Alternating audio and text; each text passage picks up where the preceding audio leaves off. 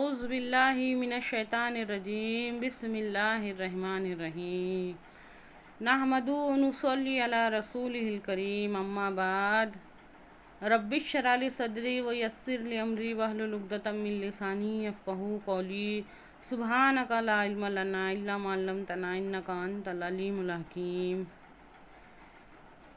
ہماری قوم کی عورتوں کا، اچھی طرح سے سمجھیے اس بات کو، ہماری قوم کی عورتوں کا، سب عورتوں کا، خود میرا بھی، ہمارا سب کا، صبح سے لے کر شام تک، رات سونے تک، مقصد کیا ہے؟ کیا مقصد ہے؟ غور کر کے دیکھو اس بات کو، کیا مقصد ہے ہمارا؟ گول روٹی پکانا، نرم روٹی پکانا، اچھے سے اچھا کھانا پکانا، کسی نے ذرا سی تعریف کر دیا نا یہ چیز اچھی پکی تو ہمارے 4-4 5-5 گھنٹے اس چیز کے پیچھے گزر جاتے، مطلب بن گیا نا وہ ہماری زندگی کا مقصد۔ یہ غلط نہیں ہے، بات کو اچھی طرح سے سمجھو، یہ بھی بہت ضروری ہے۔ عورت کی زندگی کا سب سے پہلی ذمہ داری گھر ہے، اس کا گھر، اس کے بچے، یہ غلط نہیں ہے۔ لیکن سوچ کے دیکھو، یہ ہم نے پورا مقصد بنا لیے، اس کے پیچھے 4 گھنٹے لگ رہے، 5 گھنٹے لگ رہے، دن بھر دماغ میں وہ چیز اچھا بنانے کا، وہ اچھا بنانے کا، یہ اچھا بنانے کا، بس کس نے بول ڈالنا یہ بریانی بہت اچھی بنی تھی تو پھر بریانی کے پیچھے کئی گھنٹوں ہم گزار دیتے ہیں، ہے نا؟ ہماری قوم کے مردوں کا کیا مقصد ہے؟ پیسہ کمانا، پیسہ کمانے کی مشین، صرف اور صرف پیسہ کمانے کی مشین۔ میرا ایک سوال ہے، اس پہ غور کرو، اچھی طرح سے غور کرو اس پہ۔ الذی خلق الموت والحیات لیبلوکم ایکم احسن عملا، قرآن پاک میں اللہ تعالیٰ ارشاد فرماتے ہیں سورہ ملک میں، ہم ہی نے موت اور زندگی بنائی تاکہ تم کو آزمائے کہ کون کس سے بہتر عمل کر کے آتا ہے، کون کس سے بہتر عمل کر کے آتا ہے۔ یہ مقابلہ کس کے واسطے ہے؟ یہ مقابلہ کس کے واسطے ہے؟ عورتوں نے اپنی زندگی کا الگ مقصد بنا ڈالے، مردوں نے اپنی زندگی کا الگ مقصد بنا ڈالے، تو پھر یہ مقابلہ کس کے واسطے ہے؟ قرآن پاک میں اللہ تعالیٰ فرماتے ہیں کہ تم وہ خیر امت ہو جو پیدا کیے گئے ہو لوگوں کی بھلائی کے واسطے، تم نیکیوں کا حکم دیتے ہو اور برائیوں سے روکتے ہو، تو پھر یہ مقصد کس کے واسطے ہے؟ غور کر کے دیکھو اچھی طرح سے۔ بہت کچھ ہے سمجھنے والوں کے واسطے، اور کچھ بھی نہیں ہے نہیں سمجھنے والوں کے واسطے۔ یہ مقصد جو اللہ تعالیٰ قرآن پاک میں فرما رہے ہیں، یہ کس کے واسطے ہے؟ یہودیوں کے واسطے ہے، عیسائیوں کے واسطے ہے، غیر مسلموں کے واسطے ہے، ایمان نہیں لانے والوں کے واسطے ہے۔ کس کے واسطے ہے؟ ایمان والوں کے واسطے ہے کہ ایمان نہیں لانے والوں کے واسطے؟ اچھی طرح سے سمجھیے اس بات کو، تھوڑا سا اپنے قیمتی وقت میں سے وقت نکال کے اس بات میں غور کیجیے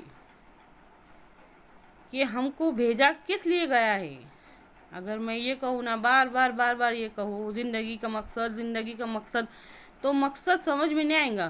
بس صرف یہ سمجھو کہ پھر یہ مقصد کس کے واسطے ہے۔ اگر ہم اپنے آپ کو اس مقصد کے واسطے تیار نہیں کر رہے، تو پھر یہ جو فرما رہے اللہ تعالیٰ الذی خلق الموت والحیات لیبلوکم ایکم احسن عملا، یہ ہے کس کے واسطے؟ اللہ کے واسطے غور کرو۔ غزوہ تبوک کے موقع پر حضرت عمر رضی اللہ تعالیٰ عنہ، حضرت ابو بکر رضی اللہ تعالیٰ عنہ، حضرت عمر رضی اللہ عنہ، اب ہر بار ابو بکر رضی اللہ تعالیٰ عنہ میرے سے پہل کر جاتے، اس بار میں ان سے زیادہ دوں گا۔ یہ تھا مقابلے کو سمجھو۔ حالانکہ وہ دونوں ایک دوسرے کے دشمن نہیں تھے، نعوذ باللہ وہ دشمن نہیں تھے، پر نیکیوں میں سبقت لے جانے کے واسطے، نیکی کی طرف بڑھنے کے واسطے خواہش۔ مومن کا کام یہ ہے۔ آیا مسلم کا کیا مطلب ہے؟ ہمارے اندر یہ چاہت پیدا کرو، اللہ کے واسطے ہمارے اندر یہ چاہت پیدا کرو، نیکیوں کی طرف دوڑنے کی، بھاگنے کی چاہت پیدا کرو۔ اچھی طرح سے سمجھیے اس بات کو۔ اللہ تعالیٰ کہنے اور سننے سے زیادہ عمل کی توفیق دے۔